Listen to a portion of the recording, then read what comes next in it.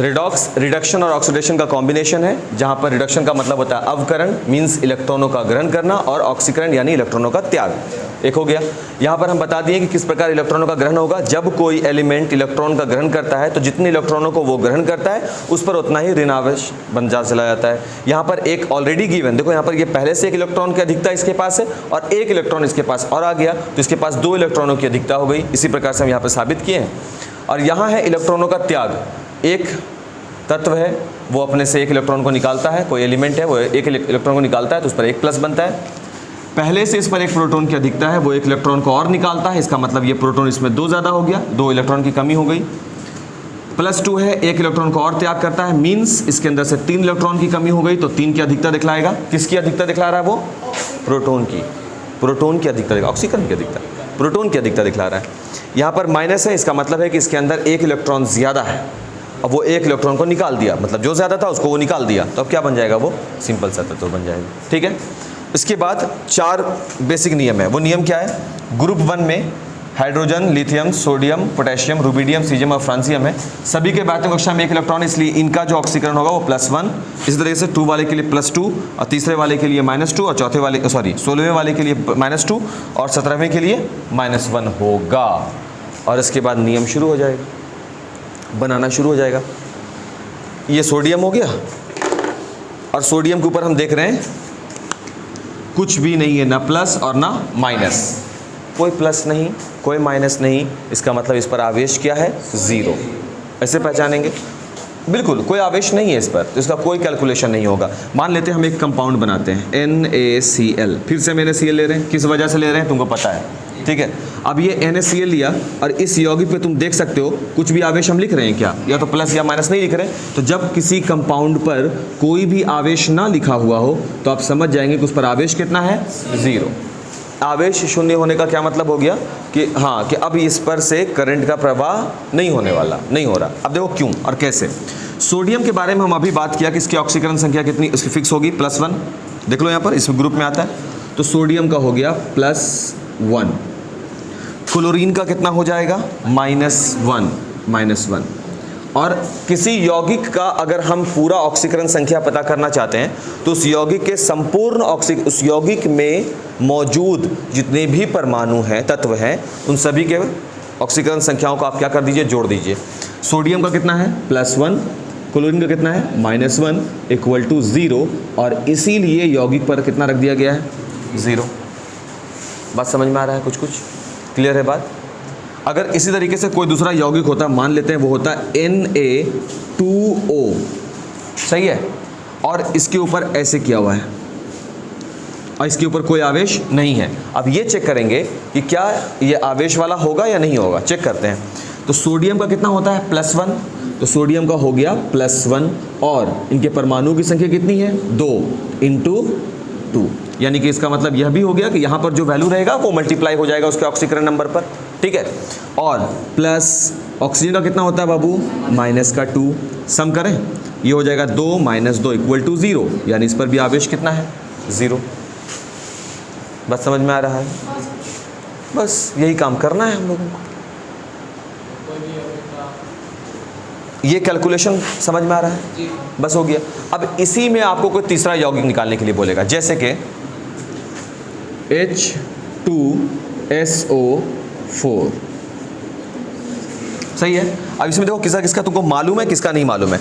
तो हाइड्रोजन का फिक्स होता है, ऑक्सीजन का फिक्स होता है, सल्फर नहीं मालूम सल्फर। तो हाइड्रोजन का कितना होता है? +1 और इसके परमाणुओं की संख्या कितनी है बाबू? 2+। क्या हमको सल्फर का मालूम है? नहीं मालूम है। तुम देखो फिक्स वाले श्रेणी में नहीं आता है सल्फर, नहीं आता। तो इसका मतलब जिसका निकालना होता है वो आप क्या उसको लिखते हो? X।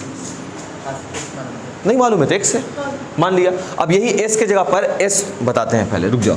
ऑक्सीजन का कितना होता है? -2 × 4। और मान लिया, दिया हुआ तो नहीं है इस क्वेश्चन में, तो मान लिया कि इस पर तो कितना होगा? इस पर आवेश 0 = 0। क्योंकि अगर हम इस तरह से जोड़े हैं, सभी तत्वों के ऑक्सीकरण संख्याओं को जोड़े हैं, तो इसका मतलब है कि यहाँ पर कुल यौगिक का ऑक्सीकरण संख्या लिखना पड़ेगा, तो यौगिक का कुल आवेश लिखना पड़ेगा। अब वो कितना है यहाँ पर? 0। अब तो ये 8th क्लास का मैथ हो गया नहीं, जहाँ पर हम X निकाल सकते हैं।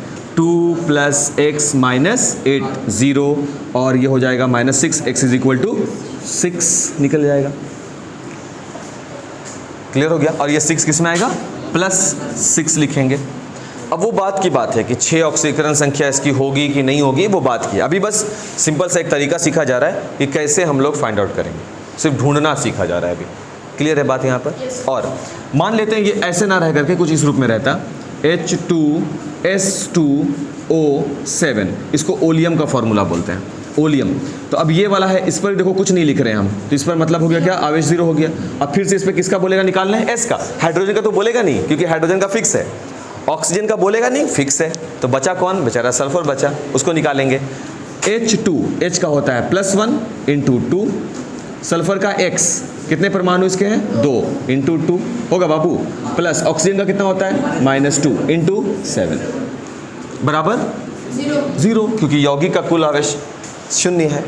और उसके बाद ये हो जाएगा 2 + 2x - 14 = 0 होगा बाबू। 8 आ गया निकल करके वैल्यू, 8 आएगा। कितना आएगा बाबू, ये 6 आएगा, 6 आएगा। तकलीफ नहीं, सल्फर देखो ना, यहाँ भी सल्फर प्लस में आएगा ना, माइनस में आ रहा है, प्लस में आएगा, प्लस में आएगा ना। अब यहाँ पे देखो सल्फर का कितना आया, +6, यहाँ सल्फर का कितना आ रहा है, +6 ऑक्सीकरण संख्या। नहीं, वही तो हम बोल रहे हैं ना कि जब तुम ये सब क्यों ऐसा हुआ, अगर हमेशा सल्फर का +6 आता तब तो उसको फिक्स में पढ़ते हैं ना हम लोग, फिक्स में नहीं ना पढ़े हैं। बदलेगा, क्यों बदलेगा। सल्फर का इलेक्ट्रॉनिक विन्यास कितना, परमाणु संख्या कितना है वो सल्फर का, 16। चलिए इलेक्ट्रॉनिक विन्यास निकालते हैं, 1s2 2s2 2p6 3s2 2 2 4 6 10 2 12 3p4, सही है ना बाबू। अब इसको हुंड का नियम पढ़े हम लोग, हुंड प्रिंसिपल इलेक्ट्रॉन भरना, हाँ वो अब वहीं से काम करेंगे इन दोनों को। बाह्यतम कक्षा यही ना हुआ, अब उसको सिर्फ गौर करना है। तो पहले 3s का बनाते हैं, ये हो गया 3s, और उसके बाद 3p का बनाते हैं। काम किए हैं ऐसा, यस सर, बस ऐसे ध्यान रखना है बाबू। 3p, अब इसमें हम इलेक्ट्रॉन को भरेंगे। तो s में कितने हैं बाबू, 2, तो 3s2 बनाते हैं, 3s, ठीक हो गया ना। अब ध्यान से समझोगे, हम बता रहे हैं कि कैसे काम करेगा। p में कितना है बाबू, 4, तो ये हो गया 1 2 3 4 हो गया। अब ध्यान से, जब तीसरे आवर्त की कहानी शुरू होती है तो क्या तीसरे आवर्त में d ऑर्बिटल है या नहीं है, चेक कर लेते हैं।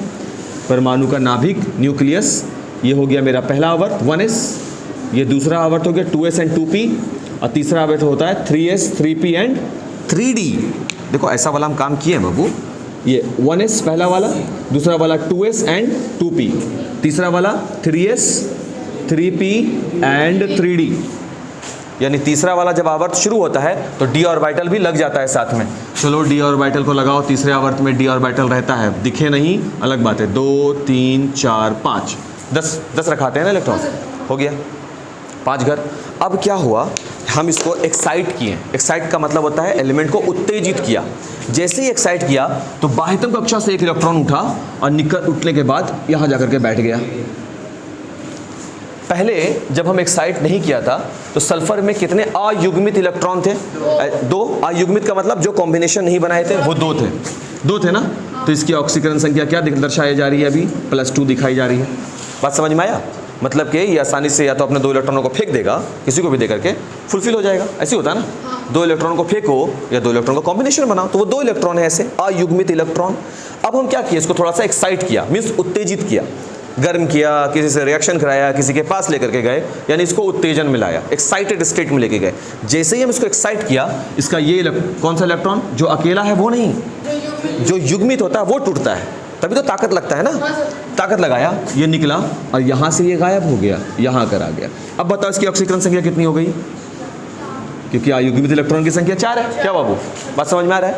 और हीट किया और उत्तेजित किया, ये वाला सा निकलेगा, क्योंकि इसके पास खाली घर बैठा हुआ है, तो हम ज़बरदस्ती कंजस्टेड होकर क्यों बैठेंगे। हम सामने वाला इधर कोई तत्व बैठा हुआ है, हम उसको बोलते हैं कि आजा मेरे पास, देख मेरे पास खाली घर है, तो उसको आजा मेरे पास करने के लिए हाथ बढ़ाना पड़ेगा ना। अब हाथ कैसे बढ़ाएंगे, हम तो बहुत छोटे से यहीं पे समटे हुए थे, तो हाथ बढ़ाने के क्या बोलेंगे, दो लोग एक कमरा में, निकल के आगे बढ़ो और उसको बोला टानो उसको, खींचो उसको, तो निकाल रहे हैं सबको, ऐसे बढ़ा रहे हैं हाथ की, आ जा आ जा।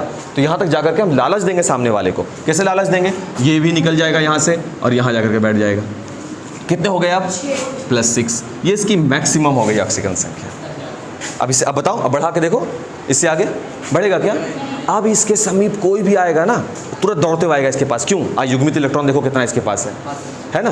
और क्या जानते हैं, कोई भी एलिमेंट क्यों रिएक्शन कर रहा होता है भाई, सब जाता है युग्मन कर लें, युग्मन कर लें, जोड़ा बना लें।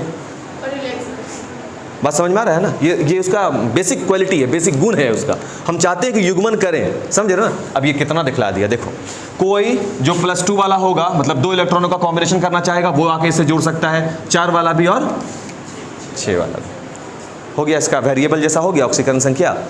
6 से ज़्यादा नहीं होगा। तो अगर तुम कैलकुलेशन करो और 6 से ज़्यादा शो करने लग जाए तो या तो टीचर के द्वारा दिया गया प्रश्न गलत है, या फिर अगर ऐसा होगा तो आप फिर से उसमें काट कर क्या लिख लीजिएगा कि क्योंकि सल्फर की ऑक्सीकरण संख्या +6 से ज़्यादा नहीं हो सकती, तो अगर आपको +8 भी आ जाए तो आप नीचे में वहाँ पर कंक्लूजन लिखेंगे कि इसका +6 ही होगा। फालतू बात बोल दी है, समझ में आया बाबू बात। ये ऑक्सीकरण ये हम लोग बात करेंगे, पी ब्लॉक जब पढ़ेंगे ना हम लोग तो इसको हम बात करेंगे, इसलिए तो हम ये ऑक्सीकरण पढ़ा रहे हैं। बात समझ में आया इतना सा, ये एक्साइट करने वाला चीज़ समझ में आया ना, और ये सभी पर काम करेगा। और ये वाला, ये कंटेंट समझ में आया, हाँ ये आ गया समझ में। इसको मिटा सकते हैं, अब तो रिकॉर्ड हो ही रहा है ना। इसको मिटाते हैं और थोड़ा और बताते हैं। कॉपी कागज़ वहाँ है, अच्छा 1 मिनट से।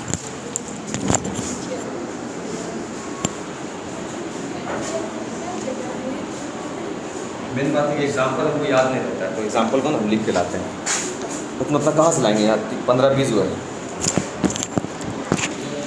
हाँ भूल जाएंगे तो कैसे, अभी इससे यहाँ पे दे रहे हैं एग्जाम्पल तो याद ही नहीं रहने वाला एग्जाम्पल। वाइपर कहाँ गया यार।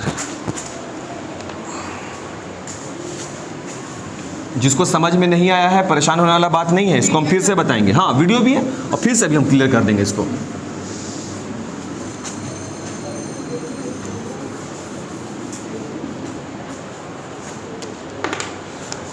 जैसे कि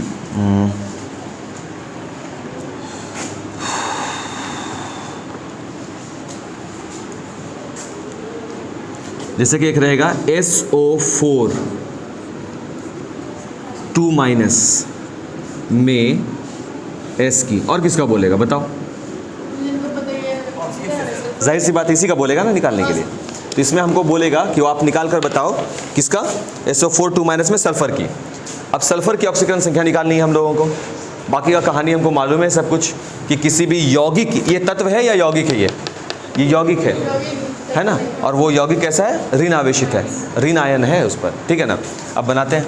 तो क्योंकि हमको सल्फर का निकालना है तो हम लिखेंगे, मान लिया कि सल्फर की ऑक्सीकरण स्टेट अवस्था OS, ऑक्सीडेशन स्टेट अभी लिखे थे हम।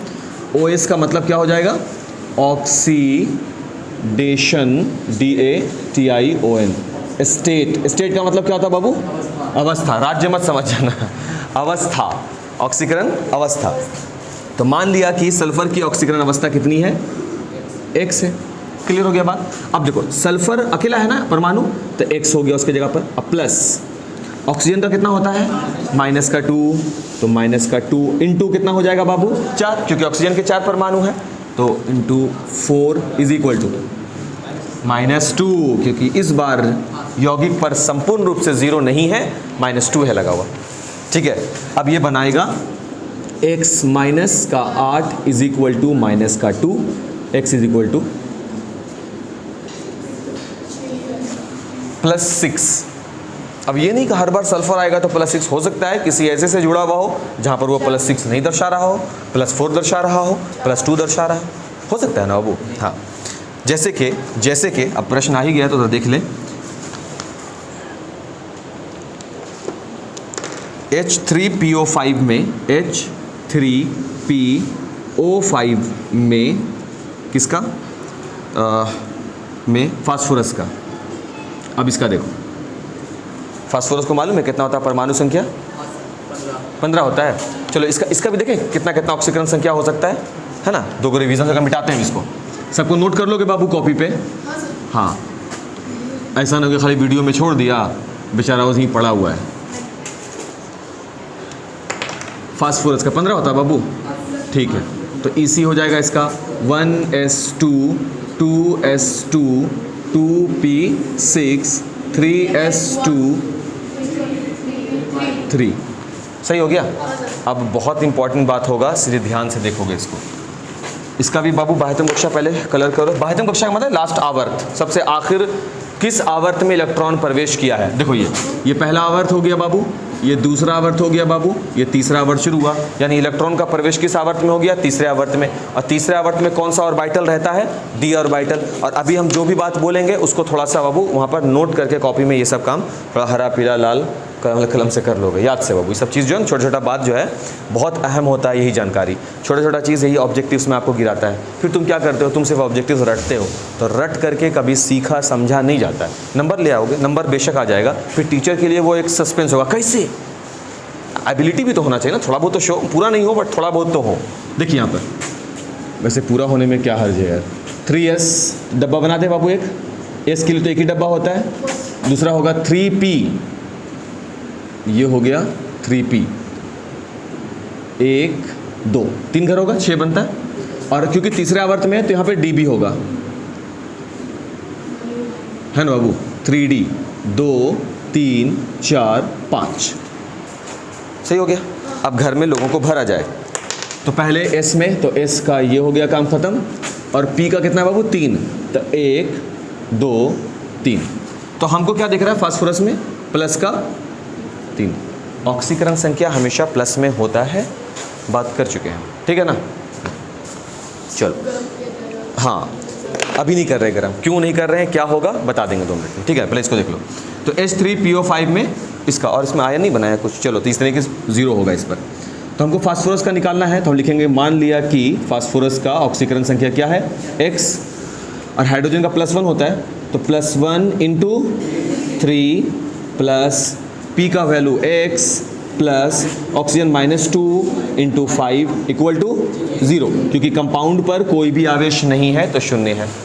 अब आगे ये हो जाएगा 3 + x माइनस का 10 इज इक्वल टू 0, ये हो जाएगा माइनस का 7, तो x बराबर मिलेगा 7। चलो चेक करते हैं, है ना, 7 मिला है। अब हम इसको वैसे तो इस बात को हमेशा नोट करके हम लिख भी देते हैं कि कोई भी ऑर्बिटल, कोई भी क्यों, p ऑर्बिटल है ना, p या d orbital half filled strong रहता है। देखो इस बात को समझो, p पर कुल कितने इलेक्ट्रॉन हो सकते हैं, 6। p कक्षक में कुल 6 इलेक्ट्रॉन रहेंगे, जोड़ा लग जाएगा, सबका 2-2 रह सकता है हर एक डब्बे में। और यहाँ पर हम साफ देख रहे हैं कि सभी में कितने, 1-1। अगर 1 इलेक्ट्रॉन आए इसके पास, तो ये क्या बोलेगा कि हमको 2-2, दूसरा वाला बोलेगा हमको 2, तीसरा वाला बोलेगा हमको 2, सही है ना। झगड़ा हो सकता है इनमें आपस में, तो ये क्या बोलेंगे, देखो भाई ऐसा है, या तो 2 तो जोड़ा सभी को लगाओ, अन्य तो हमको ऐसे ही आधा भरा हुआ रहने दो। देखो ये हम बोल नहीं रहा है, ये हम बता रहे हैं कि तुम खुद में सोच के देखो, तुम 3 दोस्त हो और हम एक चीज़ ला करके दें किसी एक को, तो ये सही लगेगा तुमको लगेगा नहीं, आपस में झगड़ा हो जाएगा, देना है तो सभी को दो वरना मत दो।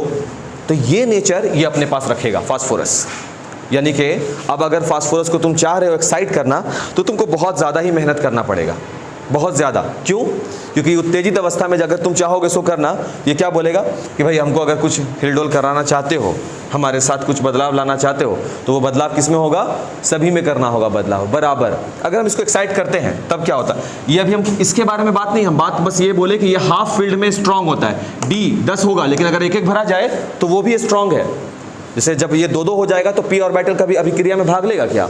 नहीं लेगा, बोलेगा हम तो जोड़ा बन गए, अब हम अभिक्रिया में भाग नहीं लेंगे, तो उसको हम बोलते हैं स्ट्रांग पोजीशन।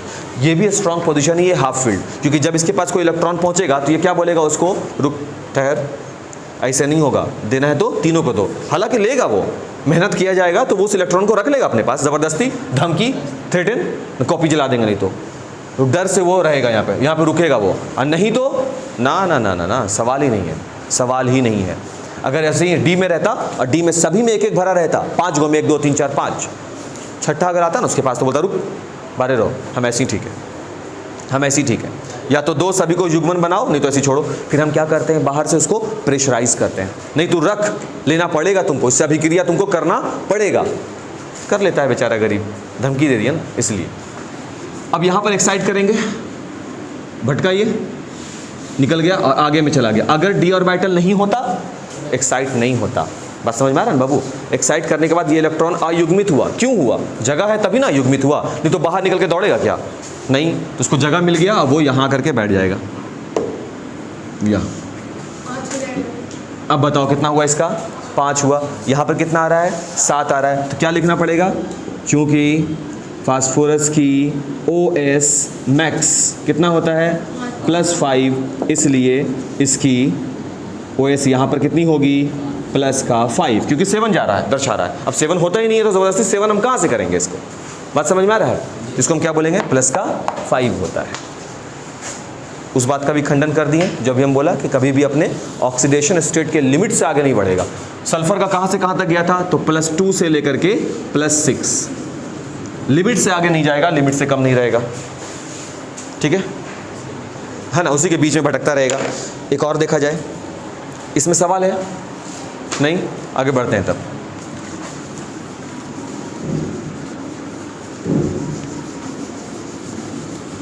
डाउट रहे ना बाबू तो कस के सवाल कर लेना है, मौका बार बार आएगा बाबू। बताओ कौन सा किया जाए? यौगिक में किया जाए।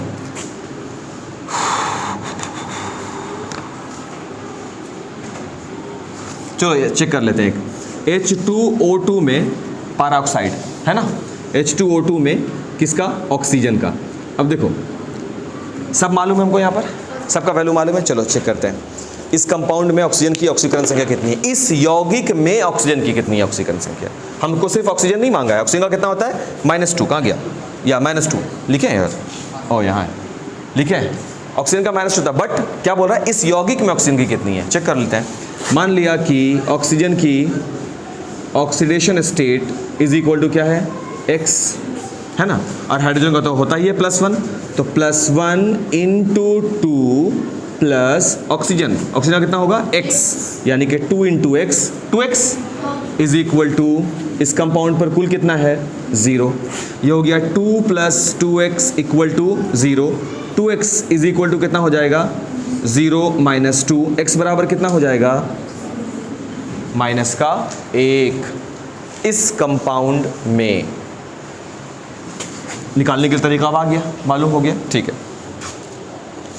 KMnO4 में मैग्नीज का, KMnO4 पोटेशियम पर मैग्नेट, वही बोलते हैं ना, KMnO4 में Mn का।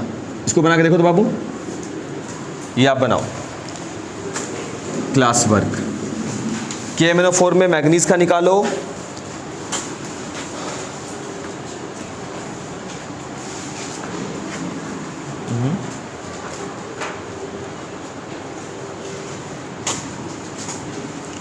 S2O7 में S2O7 पर -2 में सल्फर का निकालिए। 2 क्वेश्चन हो गया। और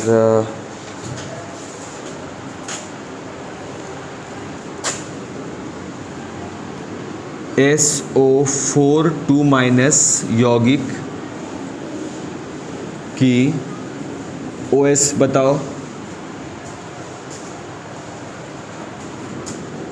NaCl में Na का बताइए, और H2SO5 में S का। इतना बना लो, हो गया 5 क्वेश्चन। जब तक हम वीडियो को पॉज करते हैं फिर बात होगी।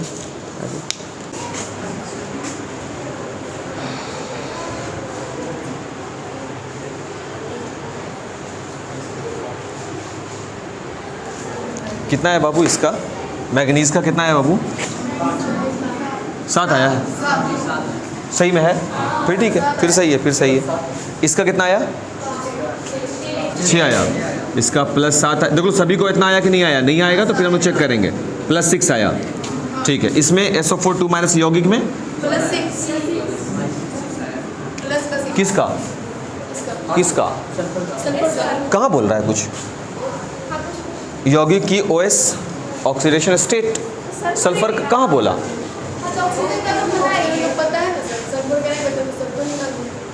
वाह, मतलब जो बोला भी नहीं आ रहा वो काम करेंगे अपने मन से। बट क्यों करेंगे? हाय, अपने मन से करेंगे, नहीं करना है आपको। हाय, या SO4 यौगिक की ऑक्सीकरण से करेगा तो आप सल्फर निकाल रहे हैं। क्यों भाई? रीज़न भी बड़ा अच्छा दे रहा है, क्योंकि सर इसमें तो मालूम है सर, तो वो नहीं मालूम है तो वो निकालेंगे, ज़बरदस्ती है। NaCl में Na का 1 आया, +1 ना? हाँ। H2SO5 में सल्फर का क्या सल्फर का +8 होता है? कितना हुआ होगा? +6 हाँ, +6 +8 नहीं होगा। अभी बात किए थे, ये सल्फर का ही था शायद, कर चुके हैं। हाँ, तो वो लिखना है आपको, निकालना नहीं है, बस लिख देना है कि सल्फर की महत्तम ऑक्सीकरण संख्या जो है, हाँ यही ना यौगिक का ना, यौगिक की OS, तो यौगिक पर कितना है? 2-, यही है उसकी ऑक्सीकरण संख्या। पोटेशियम का कितना होगा? +1 होगा। मैग्नीज का निकालना है, हमको नहीं मालूम है। ऑक्सीजन का कितना होता है? -2 होता है। कितना से गुना करेंगे? 4 से। कितना है इस पर यौगिक पर आवेश? 0। 1 + x - 8 = 0, -7 यानी x बराबर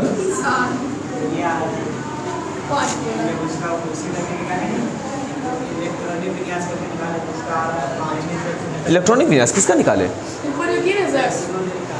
मैग्नीज का। तो हम ये निकाल रहे हैं बाबू, यहाँ पे इसमें मैग्नीज का हम नहीं समझ पा रहे क्या हुआ। बोलो ना पहले।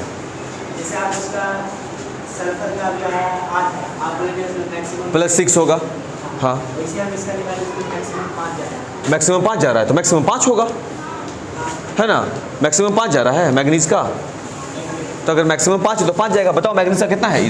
रुक जाओ, चेक कर लो ना बाबू, कितना भारी काम है। यहाँ पे जो रेड से लिखा हुआ था इसको नोट कर लोगे? हाँ, कितना है परमाणु संख्या? 25। चलो भाई, 1s2 2s2 2p6 3s2 3p6 4s2 और 3d में आ गए अब हम लोग। 2 2 4 6 10 2 12 6 18 और 7 25। सही है सर? हाँ, 2 2 4 6 10 2 12 6 18 18 2 20, अब 20 है 5 25। अच्छा, D5 हो गया बाबू? हाँ सर, यस सर। चलिए अब इसका भी निकाल लें। 72 कक्षा कौन हो गया? चौथा, यही होगा। 4s2 and 3d5, तो पहले हो जाएगा 3d का बनाना पड़ेगा। 2 3 4 5, सही है ना बाबू? ये हो गया 3d का, और 4s2 ये हो गया किसका? 4s का। एक इलेक्ट्रॉन यहाँ, एक डी में कितना है बाबू? अच्छा, ऐसे क्यों लिखे सर? आवर्त कौन सा है? ध्यान से समझो इस चीज़ को, पहले आवर्त समझा दें ना। यहाँ देखो, ये हुआ मेरा पहला आवर्त, है ना बाबू? ये हुआ दूसरा, और 3s 3p एंड 3d ये हो गया तीसरा, और चौथा आवर्त कौन हो गया? 4s। तो चौथा लिख दिया और एक पिछड़ा वाला लिखा। क्यों लिखा? क्योंकि जब ये कौन सा एलिमेंट है? डी ब्लॉक में प्रवेश कर गया है, तो ये डी ब्लॉक एलिमेंट है। और डी ब्लॉक एलिमेंट का जो फॉर्म होता है वो होता है, याद करो, NS2N-1 D 1 से लेकर 10। ये डी ब्लॉक का है, तो इसमें S का तो जिक्र आएगा ही, इसलिए इसको लिखा गया है NS2 जिस आवर्त में है। 2 है ना बाबू? 2 हो गया। कर रहे हैं बाबू, हो गया। डी पर 5, और इसके बाद हम इसको किए उत्तेजित। +5 जो साहिल बोल रहा है वो है। इसको अगर हम एक्साइट करेंगे तो डी के इसमें 4s के बाद कौन सा कक्षक बैठा हुआ है? यहाँ पे 4p भी बैठा हुआ है। अब ये इलेक्ट्रॉन को रखेगा। जैसे ही हम इस ब्लॉक को उत्तेजित किया, चला गया इसमें। अब कितना हुआ? नहीं जाएगा, तो इलेक्ट्रॉन ट्रैवल कर गया। 72 कक्षा ट्रैवल करेगा इलेक्ट्रॉन। अब इलेक्ट्रॉन ट्रैवल करेगा तो अब कितना बचा इसके पास? अब ये अपने 7 इलेक्ट्रॉन का क्या कर सकता है? त्याग कर सकता है। तो अब इस पर कितना आ जाएगा? +7। तो क्या +7 हो सकता है? हाँ, हो सकता है।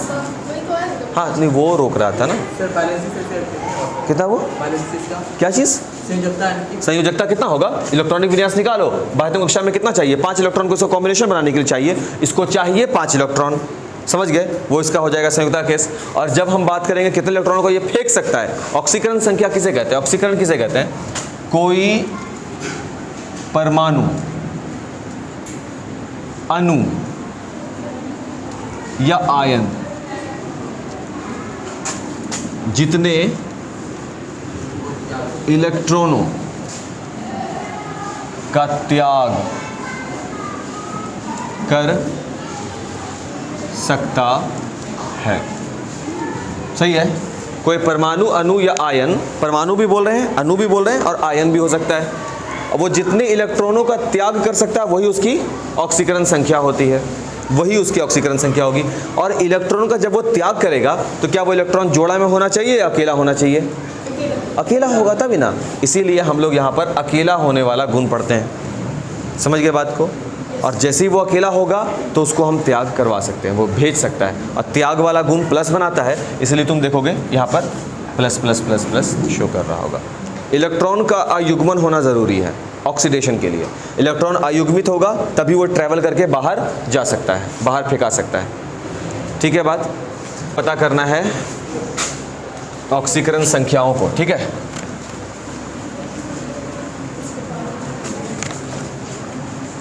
जो हम बता दिए वो मत बनाओगे।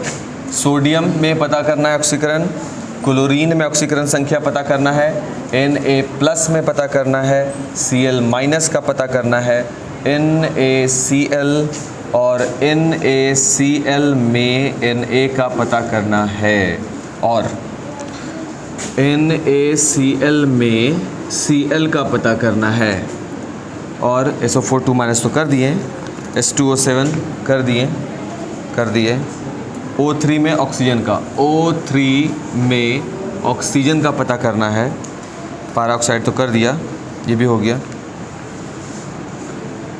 ये कर लिया। इतना सा काम आप करेंगे, 5-6 क्वेश्चन जो भी है, सुन लिया ना, सभी का ऑक्सीकरण संख्या पता करेंगे। तो बेसिकली हमको ये पता चला ऑक्सीकरण संख्या के, रिडॉक्स के बारे में, कि ये रिडक्शन और ये चैप्टर है, बहुत इंपॉर्टेंट चैप्टर है बाबू। ये रिडक्शन और ऑक्सीडेशन का कॉम्बिनेशन है, जहाँ पर हम लोग अवकरण भी देखेंगे और ऑक्सीकरण भी देखेंगे। अवकरण का मतलब होगा इलेक्ट्रॉन का ग्रहण, और ऑक्सीकरण का मतलब होगा इलेक्ट्रॉनों का त्याग, देखेंगे हम लोग अच्छे से। इलेक्ट्रॉन के त्याग, बेसिक चीज़ को समझाते हैं। इलेक्ट्रॉनों का त्याग कोई भी परमाणु कब कर रहा होगा, वो इलेक्ट्रॉन का त्याग तब करता है जब उसके अंदर अयुग्मित इलेक्ट्रॉन बचे हुए हों। तो इसका मतलब यह हुआ कि ऑक्सीकरण संख्या और कुछ नहीं होता, इलेक्ट्रॉनों के अयुग्मन का अध्ययन है कि किस तरह से इलेक्ट्रॉन अयुग्मित होंगे। और इसीलिए ऑक्सीकरण संख्या अलग अलग भी मिलती है, एक ही एलिमेंट में आपको अलग अलग मिलेगा। वो क्यों मिलता है, क्योंकि हम उस तत्व को, उस परमाणु को क्या कर रहे होते हैं, उत्तेजित कर रहे होते हैं। उत्तेजित करने के बाद क्या हो रहा था, वो अपने ऑर्बिटल को छोड़ करके अपने नज़दीकी ऑर्बिटल में प्रवेश कर जा रहा था। जैसा कि हम देखें P में देख रहे हैं, D में देख रहे हैं, ये सब देख रहे हैं, इलेक्ट्रॉन निकलता है, निकल करके अपने ही आवर्त वाले दूसरे में प्रवेश कर जाता है। इससे हमको उसका अयुग्मन पता चल जाता है। और जितने अयुग्मित होंगे उतने इलेक्ट्रॉनों को ये फेंक सकता है, तो जितने इलेक्ट्रॉनों को फेंकेगा उतना प्लस बनाएगा अपने ऊपर, उतना प्लस का निर्माण होता जाता है। यही है बेसिक गुण, और बेसिक जो है बात बस ऑक्सीकरण का यही है। कल हम लोग रेडॉक्स रिएक्शन देखेंगे, जिसमें ऑक्सीकरण भी देख रहे होंगे और अवकरण भी देख रहे होंगे, ठीक है। फिर ठीक है।